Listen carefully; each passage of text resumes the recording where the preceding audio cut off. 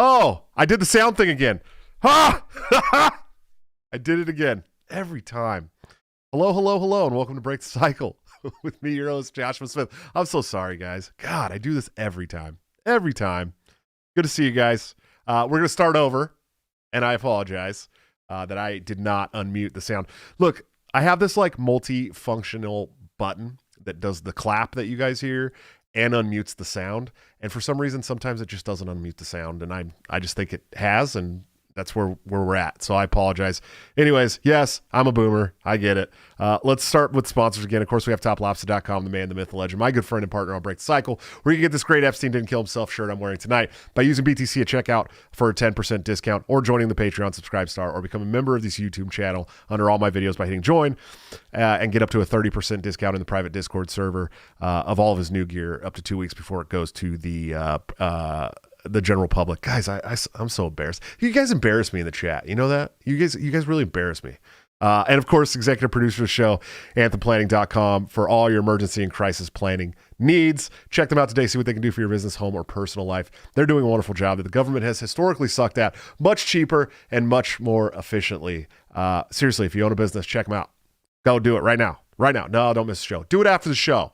But guys, we've got a great show for you tonight. She's a survivor. She's a advocate for the fight against human trafficking, and she's an all-around badass. She's Eliza Bleu. Ma'am, how are you doing tonight?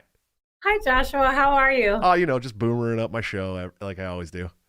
That's okay. It's like, I'm very used to that feeling. Yeah, it's like every 10 episodes, I have to screw something up just to like keep everyone on their toes. It's really how I get them to speak in the chat. You know what I mean? Yeah, I know exactly what you mean. Yeah, absolutely. I do live streams sometimes in my locals, and I'm like, can somebody just tell me if you can hear me in the chat? People are like, yeah, we can hear you. Okay. I do it all the time.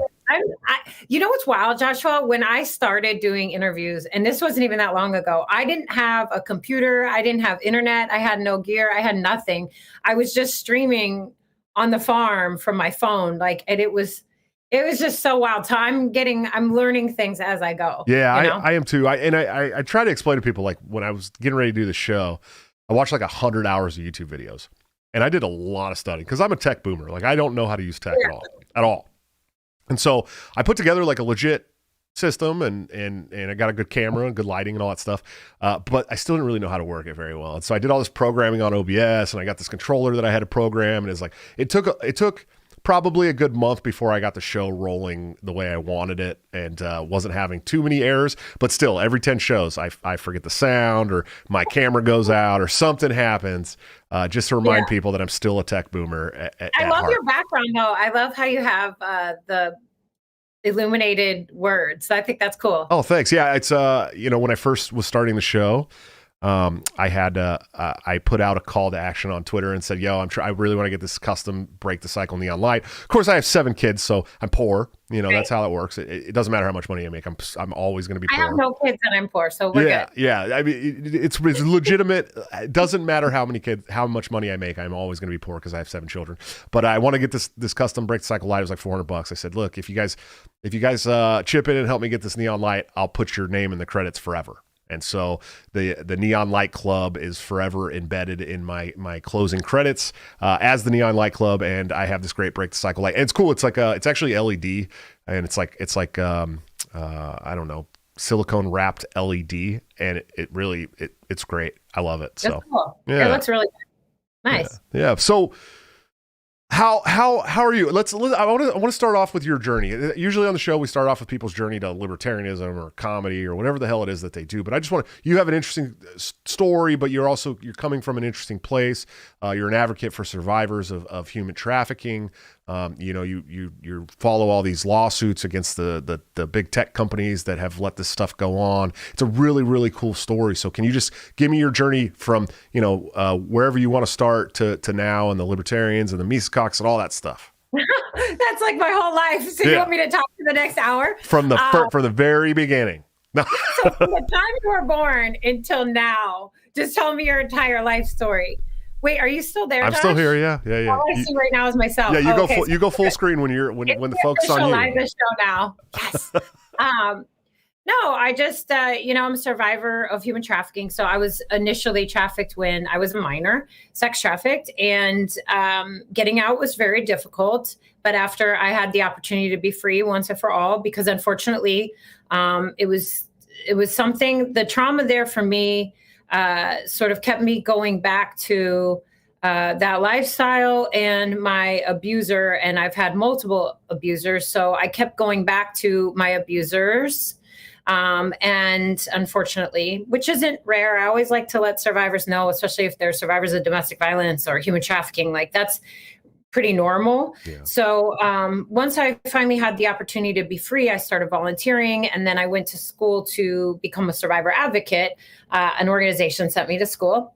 So that was pretty cool. And then I started serving survivors. And then as an advocate, I never wanted to be a public survivor leader. It was always something I just had no interest in doing whatsoever. I just had I still don't want to do it. But in 2020, as a result of the global pandemic, I started using my Twitter. I looked around and the lockdowns and everything, and I said, this is really going to be a bad time. And I could just see how it was going to impact human trafficking and make it worse. And the way I explain that to folks is that when folks don't have the ability to work because of lockdowns implemented by the government, it increases human trafficking.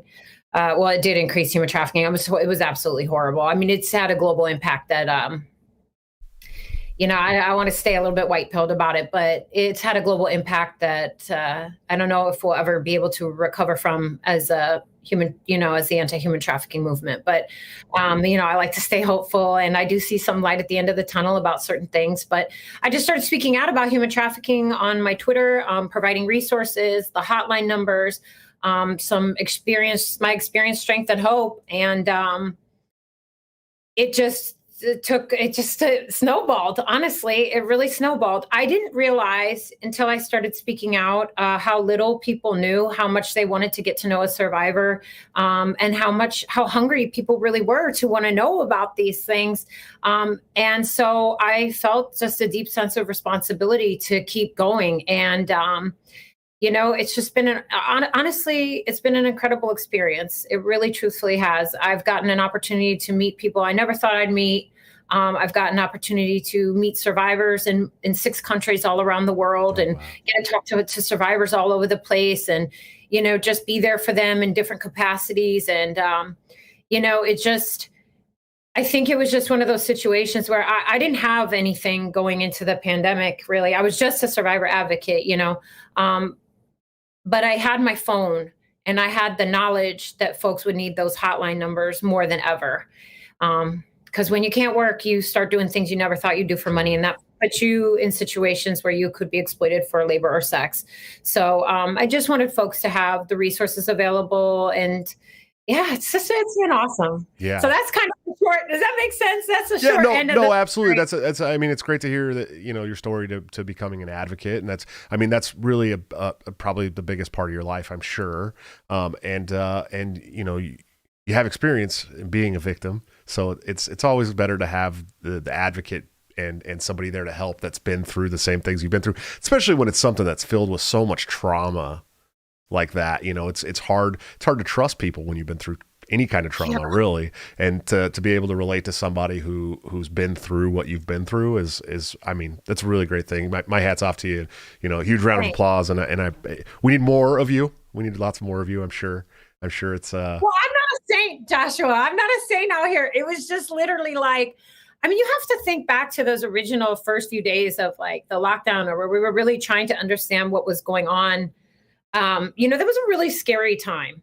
It really truthfully was. We had no idea what was going to happen. Now we have a kind of a better grip on things. We know a little bit more what's going on. We've seen some of, the chicanery. We've seen good things. We've seen bad things. We've seen ugly things. But at that time, it was terrifying, because this is at a time where, we were getting propaganda. I don't want to get your channel taken down today, so let me calm down. But this was at a time where we were seeing, images from, Italy, where they were filling up ice arenas for the bodies and things like that. And the people dropping dead in China on the streets, which where's that at? Uh, that didn't happen. Yeah, Like, yeah. I mean, it happened. We saw it, but it didn't happen. Yeah, exactly. So, but I'm not trying to belittle by any means anybody that's lost. I'm not trying to make light of this situation. I took it so seriously that I was like, I'm willing to come out. But I think one thing that's a little bit different about my story is that I didn't so much lean on being a survivor. I leaned more on being a public advocate. I think that was one thing that was a little bit different. My story was never I was way more interested in giving out resources than my story, or to educate people on the different facets of the crime, because human trafficking is probably one of the most complex crimes you will ever encounter. There are so many things that under the umbrella of just even the words human trafficking, you have labor trafficking, you have sex trafficking, you have trafficking in the digital space, you have black market sale of human organs, you have, illegal adoption. There are so many things, child soldiers. There are so many things that human trafficking encompasses, that I was much more interested in being a public advocate than I was in telling my story. So sometimes that confuses people. I think that folks really want to know my story, and I've told it many times, but it's just not. I felt at the time, and I still kind of do, that my particular story is cherry picked, and I like to look at the problem as a whole. Sure. That makes sense. Yeah, absolutely. 100%. That's interesting. It's crazy because when most people hear human trafficking, you automatically think of sex trafficking. That's where your brain goes, I think. Yeah, for sure. I mean, well, there's a reason for that. I mean, the corporate press and movies, control the narrative. Labor trafficking is very serious. And it's definitely, and they tend to kind of go together a little bit too. It's not like a lot of times survivors have been also labor trafficked as well, or, a labor trafficking victim will have also been at some point sexually assaulted, or, in a situation like that. So it's, it's a very interesting crime. And it changes all the time, Josh. So that's the other thing. It changes constantly. Like now, my focus, I'm thinking, so like on Twitter, I kind of do more, I do a mixture of everything. I actually just go off like my gut. I just tweet off my gut, but, or whatever story I want to highlight, or what I want people to read. Cause I truly want people to read the stories, because, on my Twitter feed, I try to do anything from like a little story from India, or a real big news story that's happening, like the R. Kelly case, or, Epstein or something like that. I try to showcase a little bit of every piece of what it can look like around the world. And, yeah, I forget where I was going with that, but so what I was saying is, on my Twitter feed, I kind of keep it sort of easy to digest for people. But in my personal life, I'm focusing, like on my personal advocacy, I am focusing on where the future of the crime is going. Sure. Because I'm always trying to think 10 steps ahead. These traffickers and abusers are very smart. They're very savvy. And so they're thinking ahead. I guess the best way you could describe it would be sort of like the drug trade, or the war on drugs. Drug cartels are really savvy with how they get drugs into the. Yeah, when they started digging tunnels under the border, that was kind of like, oh, okay, these guys are smart. Right. Well, human trafficking is similar in that way. And actually, that's how I formed some of my political views, was really watching the government's just absolutely horrible way of dealing with human trafficking. And I just don't want them involved at all. Right. To be honest. Wow. They messed up the war on drugs, and I just see this headed down a very similar path. So they screw up everything they touch. I mean, it's really their job at this point. You know what I mean? Yeah, it's pretty bad. So, I just try to look for other ways. So a big area of focus is, of course, human trafficking and child sexual abuse material in the digital space. Sure. That's kind of my main. I really, really focus on that, especially the child exploitation is super a primary focus. I come at it from a position of, I want the private companies to be held accountable. I want the private companies to deal with it before the government steps in. Unfortunately, these private companies don't handle it at scale. And So the governments do end up stepping in, but then you reach a point where you have, government overreach, and it's a whole mess. Well, yeah. I mean, I posted on Twitter yesterday a screenshot of an article about Norway, basically going back to normal and declaring COVID endemic and saying that it's no worse than the flu or any of this stuff. And then another screenshot of the CDC posting the same day that Norway was dangerous to travel to, that they have these out of control cases and all this stuff. And I just was like, I basically just said, LOL, the CDC's big mad, right? And some of my friends, including Pete Raymond, or Pete Quinones, he used to go by Mance Raider on Twitter, but Pete Quinones posted it on his Facebook and immediately got a 30-day ban. Now this is a real story. This is a real story, and he got a 30-day ban instantly within seconds of posting it. But they still have child porn on Facebook. Well, I will say this, Facebook, the good news is that 7 months ago, Facebook implemented new technology. They were public about this, so this is in a public blog of theirs. They implemented new technology, and over the last 3 months, they've been able to remove over 30 million profiles that had child sexual abuse material on it. So that's just in the last 3 months. 30,000 profiles? 30 million. 30 million profiles? Many profiles? Let me back up. Let me be a little clear. That is Instagram and Facebook. So all Facebook-owned companies, Facebook owns quite a few companies, but Instagram and Facebook together are huge giants, right? So, but still, just to think that the volume is 30 million accounts that have child sexual abuse material on them. 30 million accounts. Yeah, that was just in the last 3 months. Yeah. Oh my God, this problem is way worse than I thought. Well, yeah. I mean, so this year alone, the National Center for Missing and Exploited Children, which is our national clearinghouse for all child sexual abuse material, and they also post the missing children as well, and they also collect our data and statistics nationally for these issues, has received 100 million reports this year of child sexual abuse material. Oh my God, that's a third of the population of the United States. Well, okay, so there's a lot to unpack there. So actually what Facebook found in collecting their data, and this is all public on Facebook website, what Facebook found in collecting their data is that a lot of times folks were reposting the child sexual abuse material to show what was on the platform. So somebody will see something shocking and then try to draw attention to it, but actually be posting the material. So yes, now, but prior to this point, Facebook still reported the most of any tech company, period. I mean, by a long shot. Facebook has done the best. But it doesn't mean but they really do a horrible job with removing human trafficking. Child sexual abuse material is counted as human trafficking, but just different stages of human trafficking. So like the sale of humans just right up on the main, like it's wild. You wouldn't believe it. You would not. People don't believe it. That's why I thought everybody knew what I knew, Joshua. I thought like this was just common knowledge. I didn't realize nobody was really hip to it. So when I started posting, I always joke that it takes people about 3 days of following me on Twitter before they're like hip to what's really going on, because I'll post regular like cathedral corporate press news articles. I think people's minds get blown because they just don't see it. Right. And then when I'm like right here, all in one neat package. Now today, probably a bad example because I was all over the place today. But generally speaking, it's like all human trafficking. Yeah. Let's see. We got some super chats from Colin Farrell.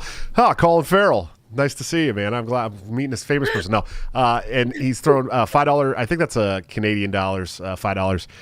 At first he said it was AI driven, then it's AI driven. It was AI driven then, and it's AI driven now. Initially it was protective, now it is destructive. I think that's an old super chat that from the beginning. Shannon Lee, $5 super chats. She says, you've mentioned before that you keep your family and your advocacy separate. That your parents are awesome. Do they worry that you might be targeted? By my abuser or just in general? Just in general. I guess if you're advocating for victims of human trafficking, there might be a lot of bad people who are human trafficking out there. My safety is always a big concern, and we have adjusted our lifestyle. Sure. Good. We've adjusted our lifestyle for that specific purpose. So I went and got my concealed carry permit in 2 states, and Yes. Nice. as the rest of my family, and we are ready for whatever comes our way. I think if you apply in Louisiana, you can get it in like 37 states or 36 states or something like that. It's got reciprocity.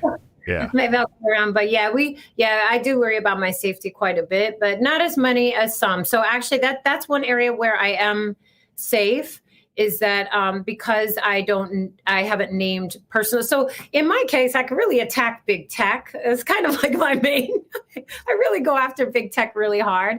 I don't go after big names. So some of my friends and colleagues, are suing, like, Ghislaine Maxwell and Prince Andrew and, Oof.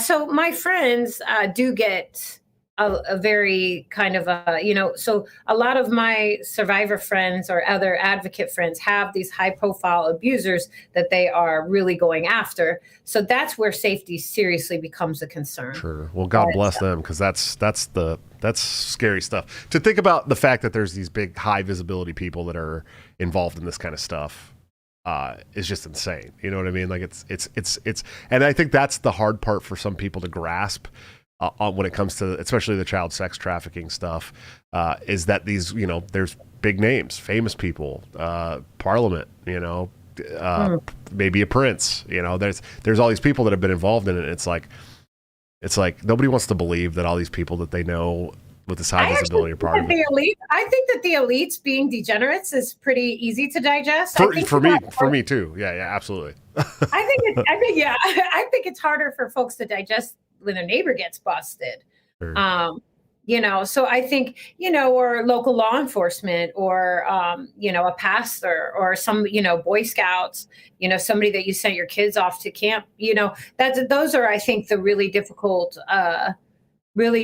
for folks to digest. That's why I try to constantly show the full picture, because it is, I don't want to say like it's everywhere, but it is very prevalent. And I feel in my heart that the longer these things stay quiet, that's what abusers want. Abusers want this stuff to stay quiet. They don't want me out here doing podcasts, reaching diverse demographics. They don't want me out here just tweeting just hard facts. They want it to stay underground. They want people to think it's not that big of a problem. Right. And so I think that by just showing people like, hey, this is a problem and this is a conversation that needs to be had.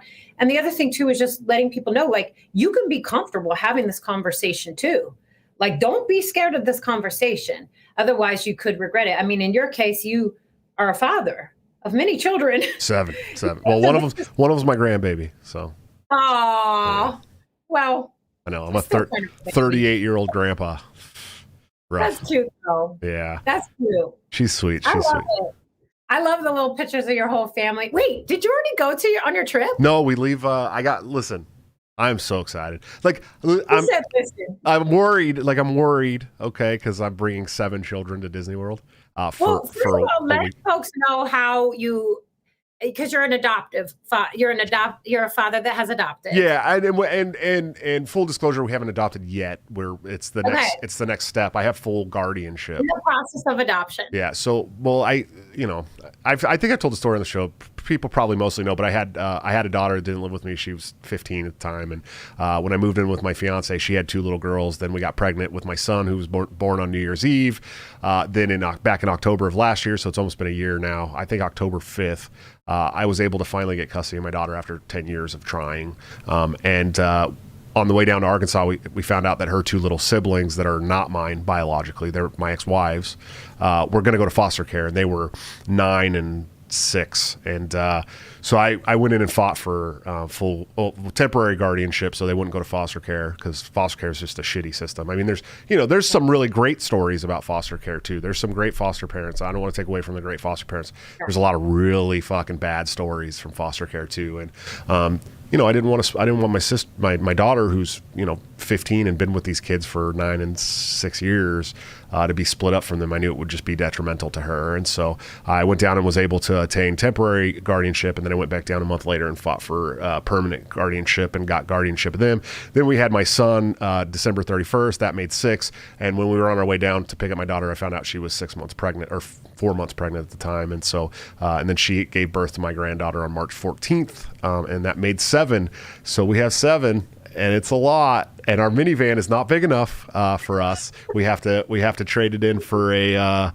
We got to trade it in for a 15 passenger soon, and that's going to cost a lot of money. But it's fun, and every day's something new and interesting. But I put out another call to action on Twitter and asked people if they'd help me get these kids who had been through terrible fucking trauma.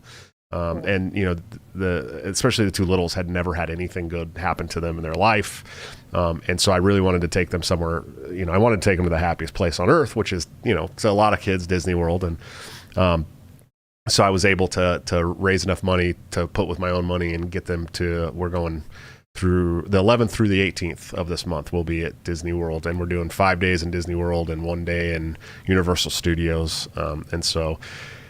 And some of the littles don't even know yet, but they're going to be really, really stoked. Oh, you're kidding me. They're going to be so excited. Yeah, we're keeping it a surprise. I'm going to get them on. They're going to freak the heck out. Yeah, I don't know how we're going to be able to. Like keep it a surprise once we get on the shuttle, but we're going to try to keep it a surprise all the way to the hotel. So you got to film their face. Actually, maybe not.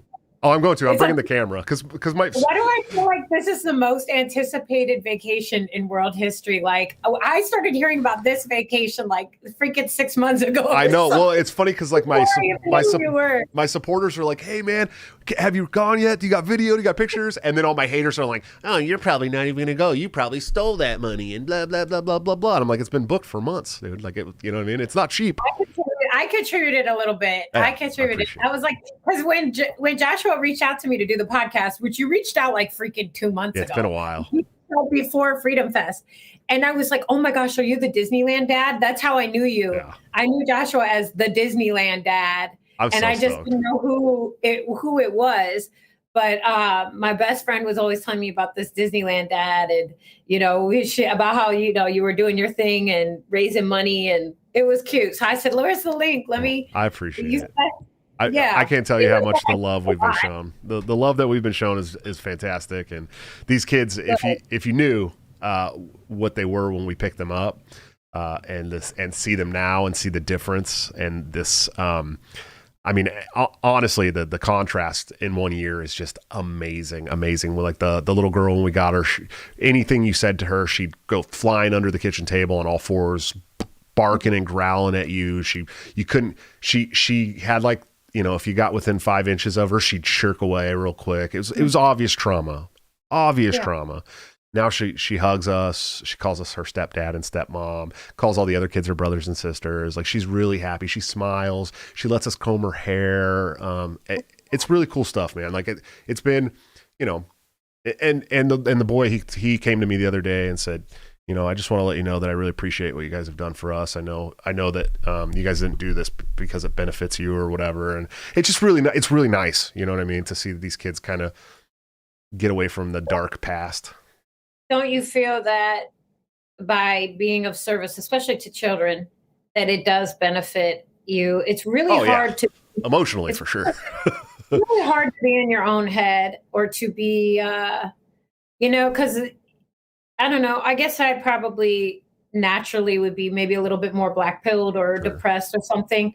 But, anytime I get kind of really bummed out, I hit up a survivor. Don't say anything about what I'm going through, I hit up a survivor and just say, hey, how are you doing? And then listen to them, because a lot of times survivors are struggling.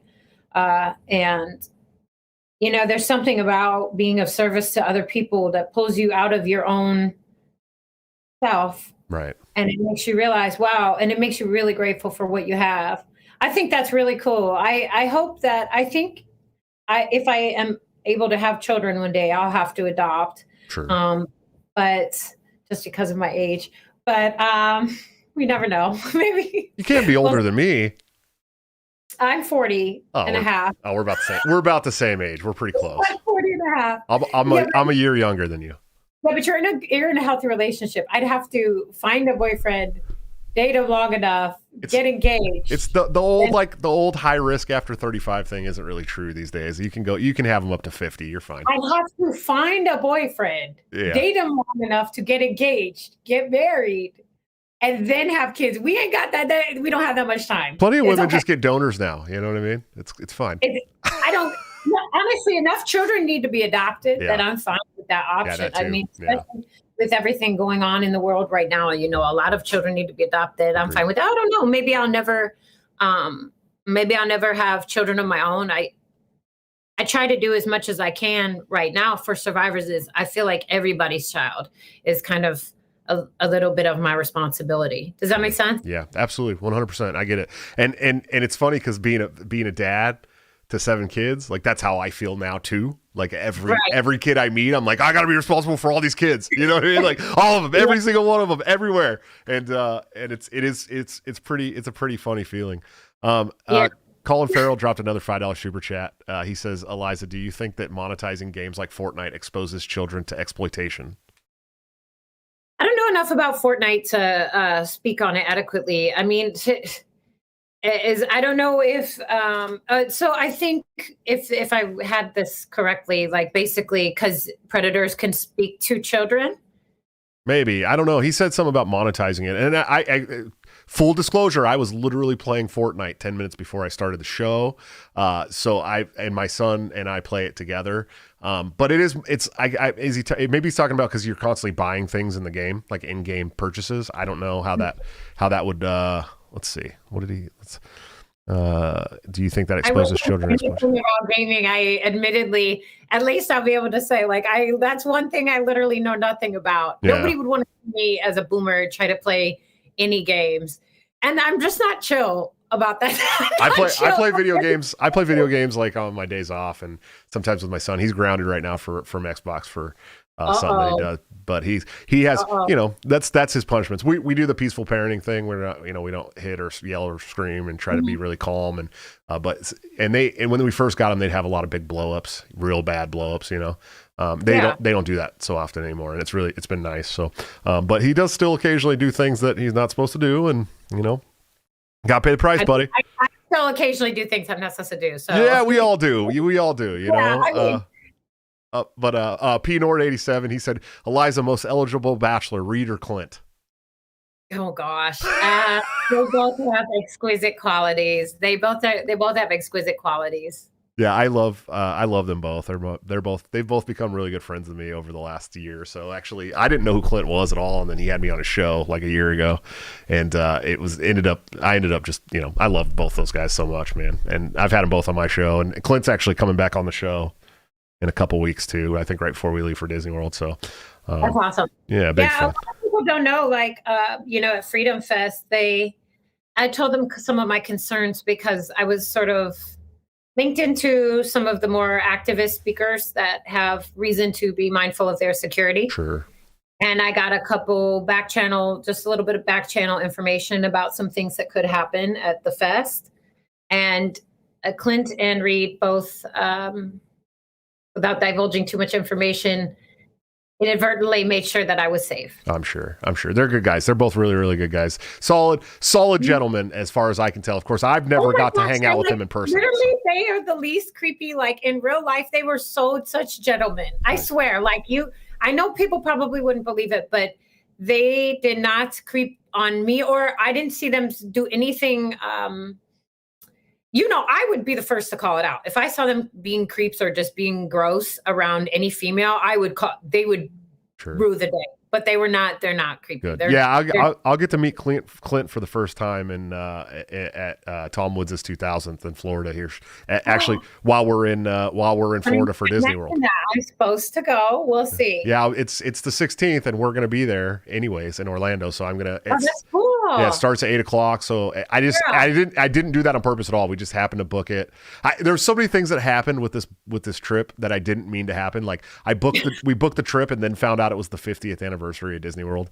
Oh, cute. So that's going to be crazy. It's going to be awesome. Yeah, it's going to be wild. And then it also happens to be the same week that Tom Woods is having his 2000th episode get together in Orlando. So I was like, well, I'll get to go and see all my friends too. Top Lobster will be there. And is he? Yeah, it's going to be great. I'm really excited. Oh, I love Top Lobster. Yeah, I had him do some artwork for me one time, and I love it. Yeah, he does. I mean, just because he started doing artwork for the show, now he works for Odyssey as well, and he does like a bunch of artwork for Odyssey. Cool. Yeah, and his first thing for Odyssey was actually drawing Rose McGowan, which I thought was pretty cool. I was going to mention, funny you should that, like, I literally was thinking I was going to get there, but you were talking about safety and I was talking about high profile. I mean, look at what's happening to Rose McGowan right now. Like, she is being stalked, harassed, like literally terrifying to the point where life threatening. Right. Very life threatening. Like, will come home, her door will be kicked down. She doesn't even live in the United States anymore. They wiped her credit completely clean. They're really going after her hardcore. And that's how survivors are treated when they speak out. It's great. Especially against the high profile elite people. Yes. Right. So she'll take on anyone, which is why I love her so much. Yeah, she's an absolute badass. She got so based. She got so based too. Yes, she went full. But when you think about how hard and how bogus they've done her since the beginning of time, sure. She just literally does not care at all anymore, and she lets it all go.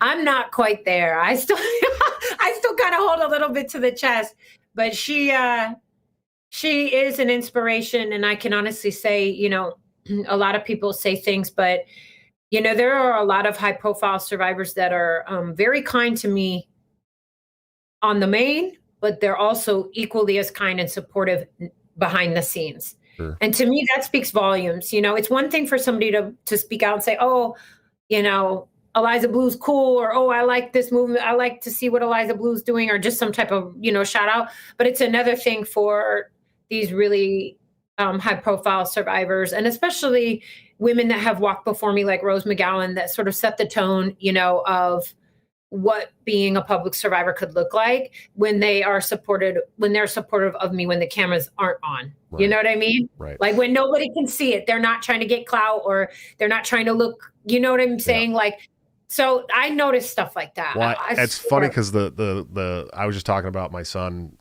being punished, and actually, first of all, let me address some of these super chats. Forest Mommy and Drywall both dropped $20 super chats. Forest Mommy said, "Thank you for all you do, Eliza. You too, Josh.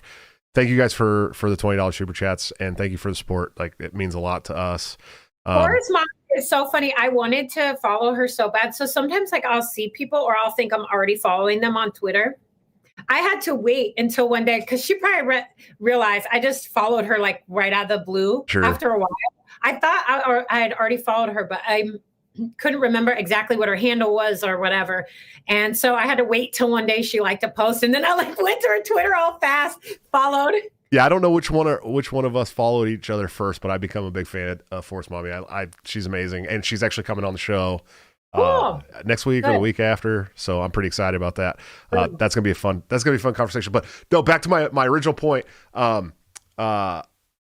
Top Lobster says showing some love to Eliza too for a $2 super chat. By the way, hi Top, how you doing, buddy? I love you. Top Lobster? So my boy the other day, when he had this punishment, someone in the super chat was who was it? Bubblegum Gun said you have to make him understand, not just punishment. Yes, I agree. He gets punishments when he does something wrong. None of them are physical ever. It's usually grounded from electronics or something, because he spends way too much time on PlayStation anyways. But we had this big long talk before he got his punishments, so that I could make him understand. And one of the things that I told him, because he had this big huge blow up, and he was angry, and he was punching the bed and all this stuff, and then he breaks down, because that's what he does. He has this anger, and then he breaks down, and he broke down, and he started saying, I just don't want to be like my dad.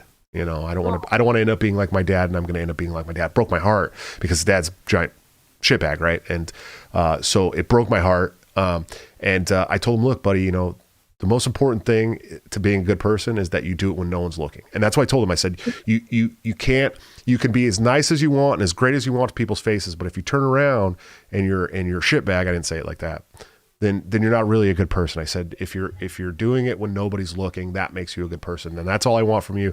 I said, if you're gonna live here and I'm gonna raise you, I want you to be a good man. And that's very important to me, that you become a good person and a good man. And he got it. Like, he's like, oh shit, and he's 10. I mean, he's not, he's still gonna have days where he does something wrong, like steals candy out of the fridge and eats it and tries to hide it or whatever. He does stuff, but I think it was a big eye-opening experience for him, and that was exactly what you were just saying. Is if you to be a good person, you got to be a good person when no one's looking. Yeah, and it's, we all know, social media can try you like nobody's business. It's that's the hardest. I think that's hard to stay. It's really, really hard, Joshua. It's really hard for me to bite my tongue sometimes, and for me to turn the other cheek. And I'm not good at it all the time. I have such a hard time sometimes. I let, the old me pop out a little bit or whatever, the crazy me or whatever. But, you know, um, I don't know. I just noticed that as a survivor. And then likewise, a lot of my advocacy with survivors, serving survivors, of course, I can't do that on the main. Like people don't see that type of stuff. I can't talk about it. I can't disclose information about other survivors' cases unless it's a public case. And even then, it's kind of, it just depends on my relationship with the survivor and what I know about the case that I could talk about. But generally speaking, we do a lot of stuff behind the scenes. But just to have, some of these survivors, Tara Reid also has been very supportive. There's just there's a lot of survivors. And of course, it's not only just high profile survivors too. A lot of, a lot of survivors reach out, and it, especially during the pandemic, it's just made me feel not alone. And I hope I've been able to sort of provide that for other people too, at least a little bit. True. Absolutely. Yeah, no, I'm sure you have. And I think the work you're doing is valuable. I'm sure it's valuable to them. Trollertarian $5 super chat. He said, Eliza, I got turned on to your work through Layla Micklethwait. Yes. How do you see the fight against trafficking on major websites going forward? Good game, Josh. Is that what you said? So let's segue that into these lawsuits that you've been talking about a lot and stuff. I mean, how do you see the fight going against big tech on this stuff, and how are these lawsuits going against you got the Twitter lawsuit, and also there's another one as well. Is tomorrow the Facebook one? Well, Facebook goes in front of lawmakers tomorrow, so that's not directly specifically about a specific case of human trafficking. That's about them, just a whistleblower stepping forward. Well, it's not even specifically about just human trafficking. Originally, they called the meeting with Facebook to talk about the harmful effects on Facebook for teen girls. Facebook has known about how harmful it is for teenage girls and didn't do anything about it and actually sort of increased the problem. This whistleblower came out with internal documents, basically blew their whole spot up, and human trafficking, as it always is, was caught up in the mix. So that's sort of why I'm paying extra attention. I also keep my eye on big tech just in general. But Reddit's being sued by one minor survivor of child sexual abuse material. Twitter's being sued by 2 minor survivors of child sexual exploitation. Pornhub has multiple class action lawsuits going on right now, and Facebook's being sued by 3 minor survivors of human trafficking. So, and that's just what's going on now. And what will happen will just be more and more and more. It's going to be a snowball effect. I think Pornhub was kind of the sort of the catalyst behind all the lawsuits, and that just sort of exploded beyond belief. Now we have the Twitter one, but we've had a really difficult time getting these companies to be held accountable because of their Section 230 protection. Sure. So with the Section 230 protection, it pretty much makes it so that they haven't been held to accountable. But now what's happening is that they finally are starting to be held a little bit accountable. And judges around the United States are basically saying, no, we're going to start calling this what it is. It's human trafficking. And so where I see it going, this is just the beginning, and it will be, I mean, the truth, I can talk to you, about this type of stuff, but the truth is, tyrannical governments and those seeking power will use this vulnerability that big tech has of not removing human trafficking and child sexual abuse material at scale to gain more access and control over their citizens. Sure. So, where our lawmakers are meeting with Facebook tomorrow, you saw the desperate actions that YouTube took today to silence voices that they don't like. Part of why Wall Street Journal and every major news outlet and every politician basically came out and said something about Facebook was because they're not liking where the narrative is going about the pandemic. Right. So they want to control that narrative at all costs. The thing is that human trafficking and child sexual abuse material is there. It is egregious. It's a horrific crime. So anytime someone wants to flex some muscle to big tech, they use that as an excuse. And it's a valid excuse because it is happening. Right. So I don't know if that makes much sense. Where I see it going, I think that it will depend on how some of these lawsuits pan out in the future, but it will not end well for big tech. God, I hope so. God, I hope so. Yeah, it will be one of the final nails in their coffin. It is, and it has been an honor and a pleasure being a part of. Hopefully, Odyssey becomes the big one. It was fun. It was interesting because I had Jeremy Kaufman on my show, who owns and one of the founders of Odyssey and Library, and that was a big question from me and from some of my viewers was, how are you going to deal with this explicit child material on a non-moderated platform that operates on the blockchain? And they actually have some kind of tech that if that kind of stuff makes it on the blockchain, they have these accounts that will circle that block and not let things access it, which I thought was actually pretty cool. I need to hit him up tomorrow to ask him about that, because I had never heard about that, and he's real cool. Like we've been cool for a while, so I really need to hit him up to talk to him about that, because I have no idea about that. But the truth is, Joshua, it is headed in such a direction that I actually feel like I can back off a little bit and focus more on getting these smaller platforms ready for their chance to shine. That's how much of a done deal I feel like it is in my heart. Good. Odyssey's amazing. I think Odyssey is the future for free speech media. I really do. I think it's the best platform out there. I think, for me, I don't use it as like I should right now, because not enough of my followers are following me over there. And this is, YouTube is the one, Google is the one that helps pay the bills right now, guys. It just really is. But if you can go follow Break the Cycle with Joshua Smith at Odyssey, I would appreciate that. But there's some upgrades that still need to be made to that platform, in my opinion, to make it as user friendly, as content creator friendly as YouTube is. But YouTube's been around for a long time. So, but I think that's the future. Money, but when you see platforms like Odyssey, I worked really closely with Minds. Minds is really cool, and if you'll notice, like when folks go to Minds, MINDS Minds. And I've worked a little bit with locals about this specific issue as well. Some of the things that I advocate for are just a two-step reporting system for child sexual abuse material, human trafficking, exploitation. Just simply a two-step reporting system for minor victims and survivors for if this sexual exploitation material pops up, you can report it and it will be handled swiftly. Right. By these companies. So if you look at the difference between reporting child sexual abuse material on Twitter, which is a complete labyrinth. It's a separate form. It's a hot mess. You have to think in the context of being a 10-year-old, a 7-year-old, a 13-year-old, trying to report this child sexual abuse material. Very difficult. If you even catch it at all, or being a survivor and seeing this and trying to report it and you're triggered, you're going through emotions, even just anybody seeing it, it's traumatizing.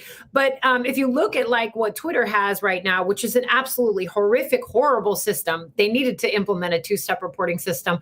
But if you look at that compared to like what Minds has, Minds is so slick, so smooth, so easy to report. That was all I ever really wanted, was just like a two-step reporting system, swift removal of exploitation removal, really simple things that they could have done along the way to help themselves out. But now it will go full blown. I feel bad for them, kind of. Yeah, well, I don't at all feel bad for them at all. Not really. Yeah, I do, but I don't, These people have been fucking me and my friends over for a long time, so I don't care. I just don't care anymore.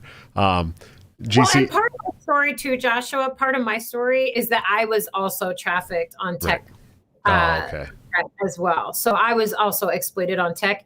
That gives me this added edge where, and it also makes me really sympathize with these, especially the minor survivors that have been exploited on tech.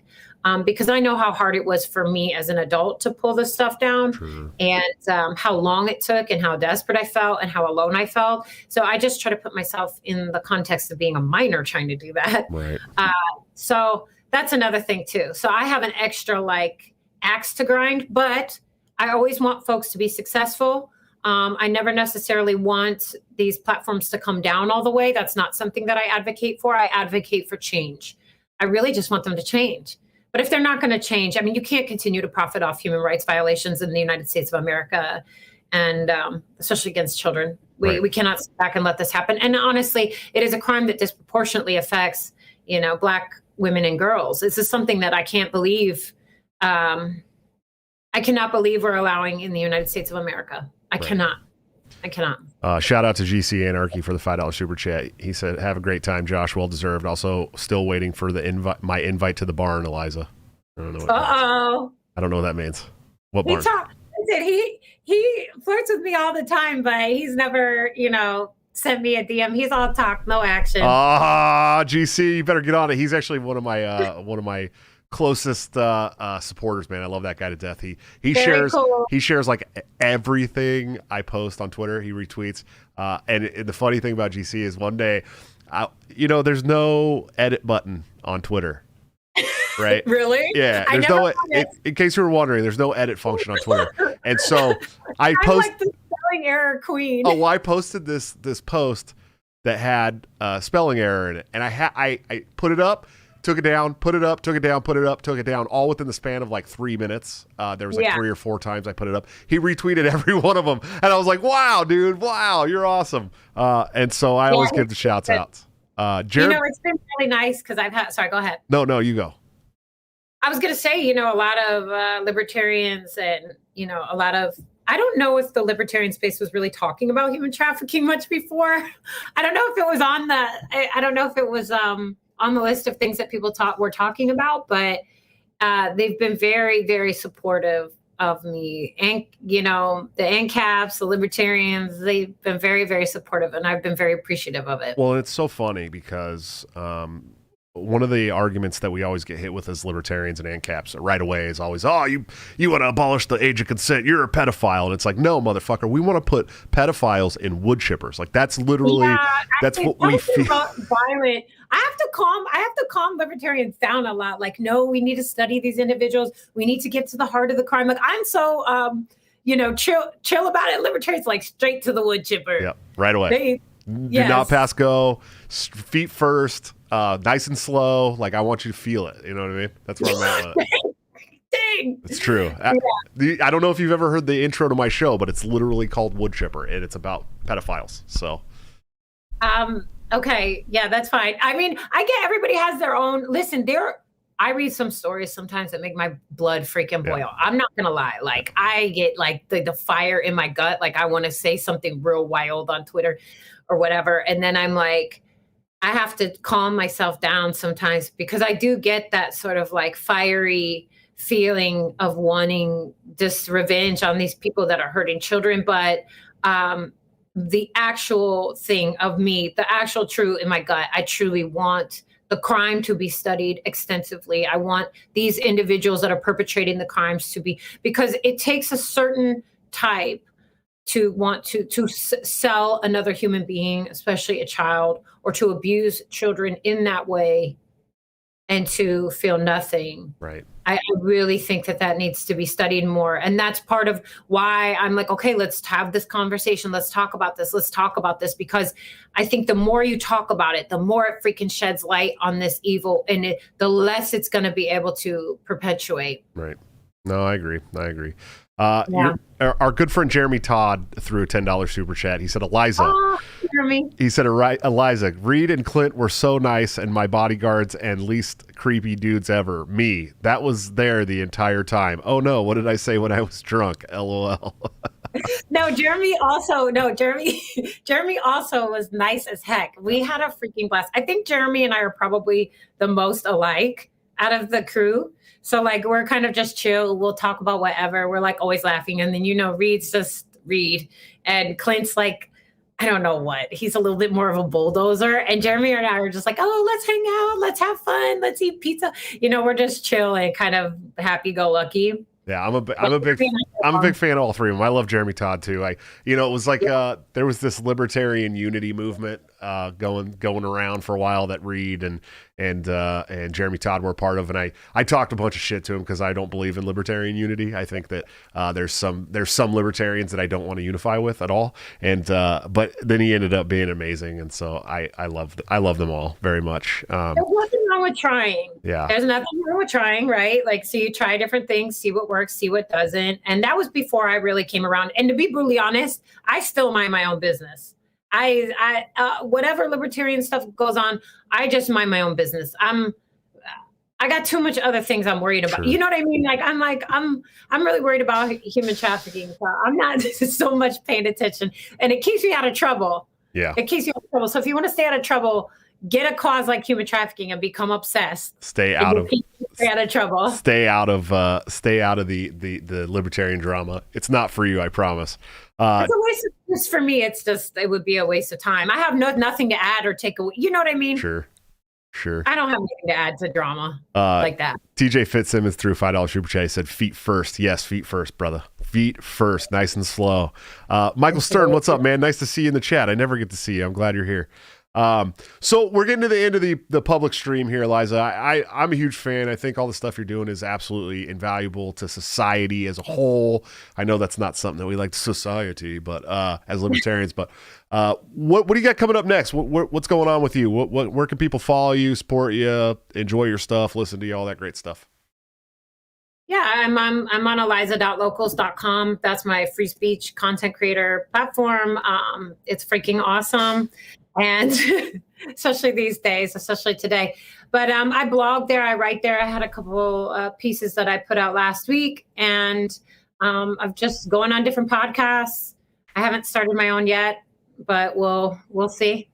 And I'm just on Twitter at Eliza Bleu for now, but you never know. I could be taken off any day. Yeah, you just never know with Twitter. I'm like about to hit 20,000 followers, and I'm like, oh man, I hope they don't pull me down before I hit 20,000, man. I mean, you know who taught me how to Twitter? Hotep Jesus taught me how to Twitter. That's so a smart I learned man. the rules.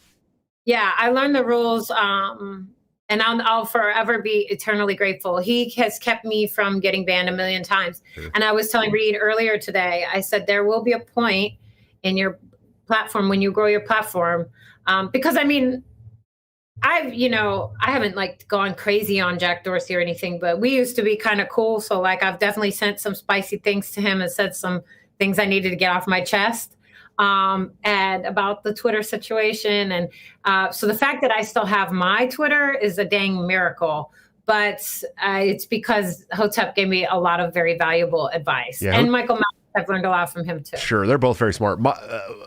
I don't think Hotep Jesus doesn't get the respect he deserves when it comes to intelligence. That man is very smart. I've had him on the show. He's great. He's really great. I had a fun time with him. We don't see eye to eye on everything ideologically wise. Of course not. I don't see eye to eye with anyone. But he's amazing. I love that guy to death. Trollertarian, $5 super chat. He said, a lot of InfoSec folks have burner accounts trying to report pedo accounts on Twitter. They get banned before the said accounts. Would chipper go burr? Huh? A really big problem on Twitter. Yeah, and Jack Dorsey doesn't really have a lot to do with Twitter anymore. I don't think. I think he's mostly a mouthpiece now at this point. I think that he is probably one of the smartest in big tech, moving more towards blockchain. He's intelligent, but he's still part of the machine. And I think that, if my name was on a product, if that was my baby, I would not want to be getting dragged in multiple countries for having child sexual abuse material and not removing it at scale. That's just a horrible thing. And plus that too, just the human suffering of children. Like, why would you want that anywhere near your name or any product that you would help design? But to each their own. We will see what happens. Yep. Yeah. Yeah, I agree. Well, Eliza, like I said, I'm a big fan of yours. I appreciate all the work you're doing, and hopefully your platform will continue to grow and get bigger and bigger and bigger, and people will support the work you're doing because it's important work. Much more important than me just doing a show like this. You know what I mean? That's important stuff. Because freedom is freedom. So I maybe talk about freedom in one way, and you talk about freedom in another way. Sure. Well, like I said, I appreciate it. If you could just give me 2 minutes to close out the public stream, and then we'll start the members only stream. Ooh. Oh, okay. All right. Thanks. All right, guys. Another awesome episode of Break the Cycle. Eliza's so cool. Please go follow her. Please go support her work. Gas her up, man. Seriously, gas her up. We need more people like that, and we need her getting all the support she can get because she's amazing. So yeah, go support her. Do everything you guys can. Of course, if you want to support my show, you can check out my Patreon or my Subscribe Star. Both of those are / Break the Cycle JS. And you can get all kinds of cool swag on there. Like I said, you get into a private Discord server that has like over 100 people in it now. Really cool people, including Stefan Kinsella and Angela McCardle and some really just great people. Top Lobster's in there. It's amazing community. It's really becoming a great community. We even got a great Australian dude that's been on the show, Liberty Down Under. If you guys aren't familiar, and he gives us updates on Australia every day. That's how I knew that Melbourne had turned off the internet for their constituency and their people, because he's the one that told me. So it's a pretty cool place to hang out. So sign up there if you can and help support the show financially. And also, you'll help my trip to Disneyland or Disney World in a couple weeks, which I'm very nervous about. Or you can join the YouTube channel here under all my videos. And I think that's $5 a month. You get all the cool custom emojis that are hand-drawn by Top Lobster for the live chat. So if you're here for the live show a lot, it's worth it. Plus, you get into the members only stream live if you sign up on YouTube. You get those the next day or so on Patreon and Subscribe Star. So check that stuff out if you can. I would very much appreciate it. So would my family. But check out my sponsors, toplobster.com, the man, the myth, the legend, my good friend and partner on Break the Cycle, where you can get this great Epstein Didn't Kill Himself shirt that I'm wearing tonight. I also have this in a bright purple hoodie that is super awesome. You can get it in like all kinds of different colors and different materials and fabrics and hoodies and shirts and stuff. Use BTC at checkout for a 10% discount, or like I said, join all the platforms and get all of his new stuff really easy, cheap, and new. And of course, executive producer of the show, anthemplanning.com, for all your emergency and crisis planning needs.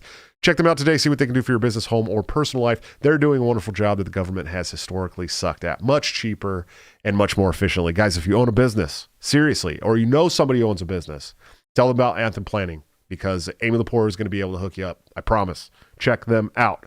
Guys, coming up on the show tomorrow, Thursday night show, Conspiracy Couch is back, y'all. If you remember the last time me and Dave and Dan got together, we had Ryan Dawson on. That was a fun show. But tomorrow we're bringing Monica Perez from the Propaganda Report on. And I am not sure that we won't be banned from YouTube after tomorrow's show. But hey, if Ryan Dawson couldn't do it, we'll see if Monica Perez can't get it done. And of course, on Friday, from the Walk Away movement, New York resident Mr. Mike Harlow. That's going to be a fun show. If you guys haven't started following him yet, check him out. He's an amazing speaker. Like really, really, he speaks very well. I'm excited to have him on. I think it's going to be a lot of fun. Guys, I will see you tomorrow for the show with the next installment of Conspiracy Couch. Go and join the YouTube channel right now so you can come hang out with me and Eliza and I in the members only chat right after this. I'll see you tomorrow for the show with Monica Perez, Dan Smots, and Dave Casey. But until then, don't forget to break the cycle.